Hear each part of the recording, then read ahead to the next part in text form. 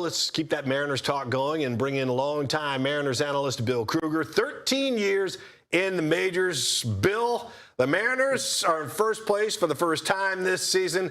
It's kind of a loaded question, but what has been the biggest reason you think for their recent success? That they're just talented. I mean, they haven't had a great year. They haven't played particularly well. They've been injured quite a bit, but they just have so much pitching. And even with the lineup being depleted, they still have some great players in the lineup. So I think just playing, what I would consider for them, C plus B minus baseball, they find themselves in first place because the AL West is not very good. And they're going to play better. So this division is there for the taking. The Mariners are going to get healthier, and they're going to find themselves running away for this division, in my opinion. They just have the only thing that's been a little bit disturbing. They've been injured. They haven't been clicking on all cylinders on both sides of the baseball, but it's been the mental approach, the errors in the field, those kinds of things. If they clean that up as they did this last series, they're going to be on their way. Yeah, Bill, I want to talk on starting pitching. Last time we spoke with you, you weren't too concerned with Logan Gilbert. He obviously turned it around. Now we look at George Kirby tonight, 2 straight games struggling. Can you ease our minds? The guy's coin operated. He's such a strike thrower, big, tall guy with good stuff, big confidence. I'm not concerned about him at all. He's a little different than Logan. He's a little bit more pound the zone, sinker, slider, where Logan's a little bit more high fastball and lots of breaking stuff and wants to get the swing and miss. Kirby's the kind of guy that can go out and pitch, as I would say, back in our day. Get the ground ball, get early contact, move the line along, not walk people, easy to play behind. But when you don't play defense behind him, that's going to make things hard. That's what happened his last start against Kansas City. He's got some work to do against left-hand hitters, as all these righties do. He gets a little in between on his breaking ball. Is it a slider? Is it a curve? Is it a slurve? I think most importantly for him is to get downward tilt on his breaking ball and use his changeup a little bit more. He's got an electric fastball. He can pitch down. He can pitch up. This guy's a supreme pitcher. I think he's ultimately talented. He's going to make another all-star team or a few, so I would not be worried about him at all.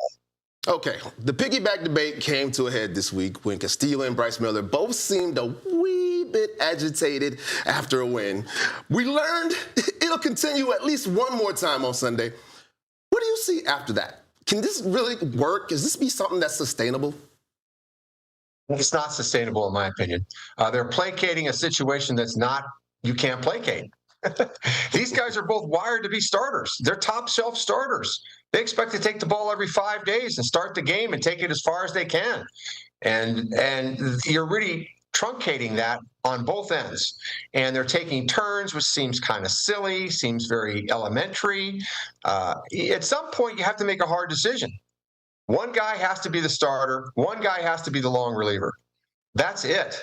And it's hard. It's a hard one because Castillo may not be having the year that he's had in the past, but he's been a real horse for this starting rotation for many years. And I don't see anything in his performance, even though it hasn't been very good, that shouldn't get better. Okay, Bill. They're paying him a lot of money. So it's a tough one. And Bryce Miller's throwing the ball great. I mean, he's returned to form and looks like the guy he was 2 years ago. Hey, let's take you off the field for a sec, Bill, and talk about the Major League Baseball proposal and the CBA. They're trying to avoid a strike next season.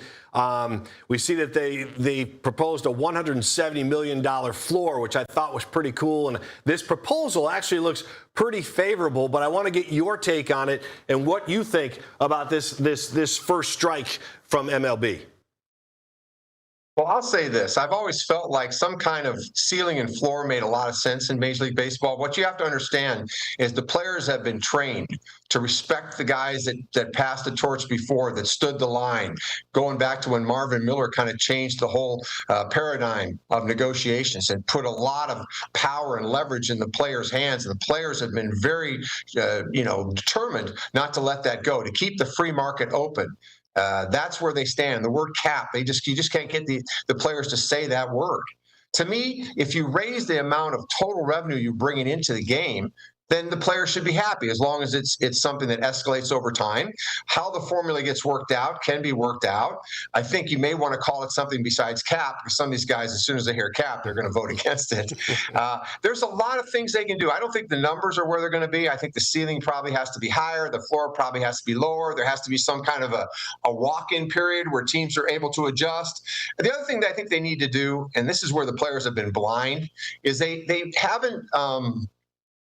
haven't really understood what the first 4 years of your career are like. You don't get paid a whole lot at the beginning. You go to the minor leagues, you're going to end up having to wait really 3 years, sometimes 4 years to get paid. So they need to start figuring out a way to ratchet up the money in the first, second, and third year. Because that model that these small market clubs have been using is to not pay those guys, and when they get close to arbitration or free agency, they just let them go. I think that's another area where they could attack and make another way to make the players happier. The players think that keeping the top limited is where it's all at. But there's only 2 clubs that are spending over $300 million. So you want the other clubs to spend up, and I think the total pool will make all the players happier and wealthier. Yeah, and my favorite part about this is actually the floor. I love that teams are going to have to be encouraged to spend more to make their team better. How does this help the Mariners if that's the floor, if they have to spend at least $9 million more? Well, that seems like they're sort of sitting in the they've got the porridge just right. It's so close to what they're spending right now. I mean, $9 million shouldn't be. When you think about some of these clubs are going to have to spend 80, 90 million more. That's why I say I don't think it's going to happen abruptly. It just can't. It's like, asking the Mets to come down 80 million or 90 million and asking some of these clubs to go up 80 or 90 million. I think the Mariners, they're going to have players that they're going to have to sink some more money in. That starting pitching, eventually you're going to have to sink some more money into those guys. So they're going to have the opportunity to do that within their system. That I think will probably make up the difference that we're seeing right there pretty quickly. I think for the Mariners, as they look ahead, they're starting to get more players from their system, which is great, especially position players. Seeing Cole Emerson up there doing what he's doing right now, and Cole Young being such a bright young prospect as well, that it's hard to get position players to come to this ballpark, into this area. It's tough. And they've had pitching they developed, but it's been hard to get the free agent to come here. So you need to keep developing position players, even though your system has been giving you a lot of pitching, which has not hurt them, of course. Okay, Bill, switching gears a little bit. We talked about Julio Rodriguez's leadership earlier in the show. But I want to know what you think. How can his maturity really help this team moving forward? Well, I think he's just, like you said, maturity. He's coming into a position where he's not just a young colt out there running around the field and having fun. He still is a fun-loving player. He plays with a smile on his face, and you probably have a smile on your face too. You had the kind of tools he does. But I think he's starting to realize the position he sits on the team.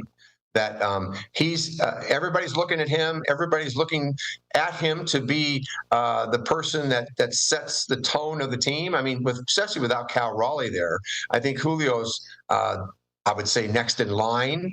He's the superstar player. I mean, Josh Naylor, I think, has the street cred and the maturity to be that kind of leader. But as you mentioned, leadership comes in different shapes and forms. The thing about Julio, keep bringing the energy, keep playing hard, keep running every ball out like it's your last one. I think that's what really sets the tone for the rest of the players to see how hard he plays, right? And you don't have to be super vocal. You just have to be vocal at the right moment with the players. I remember the late Dave Henderson used to tell me that Tony La Russa would always tell him that he's in charge of the outfield. And this is a great A's team where he was the center fielder and Ricky Henderson was in left. And Jose Canseco was in right. And those guys were sometimes a little bit moody, a little up and down. So it was Dave's job to figure out how to psychologically, tease them, cajole them, berate them, whatever it took to get those guys to play at a high level every day. So I think Julio will pick his spots. I think he may have had one in Kansas City where he may have had to talk a little bit about the defensive play in the outfield. And I think it must have done something right because they've been playing awfully good baseball since. Yeah, he has that infectious smile, and you can tell every time he takes the field, he's really enjoying himself out there, whether they're winning or losing. But I want to go back to the prospects a little bit, Bill. We talked about some of these guys that are coming up, and you mentioned them. Keith Law covers everything, all things baseball for The Athletic. He ranks 3 of the Mariners prospects in the top 20. Seattle's the only team to have 3 players ranked in the top 17. Pitcher Cade Anderson, Mariners' top pick out of LSU last summer. He's 4th on that list. Fellow pitcher Ryan Sloan, 8th. And shortstop Felton Celestin is 17th. Honorable mention, by the way, goes to catcher Luke Stevenson, who's having a strong year as well. When you look at these guys and the prospects they have, talk about an embarrassment of riches. Who do you like? What do you like about Cade Anderson? I think he's just a smooth customer. He's way ahead of his time. His mechanics are really good. He's a 4-pitch pitcher.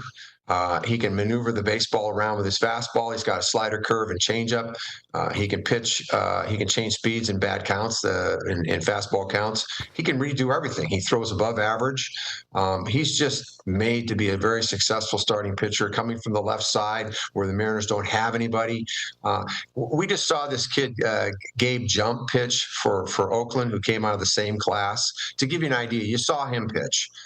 Cade Anderson is light years ahead of that kid. That kid's a double-A pitcher, as I watched him pitch the other night. Cade Anderson, if it would have been his turn to come up, you'd have seen a much more polished performance than what you saw from that Oakland kid. Cade Anderson could come up in 5 days, and he would go out there and he would show you how close he is to being a big league pitcher. He could step in and pitch, but it's not the time for him to do that. He needs to just be a pro, pitch every 5 days, and grow into being a professional pitcher. Use this time to refine your skills, and you'll get into some situations that you haven't seen in college or in high school. So that's going to be good for him to do. And at some point, he's going to come up here and he's going to be a mainstay.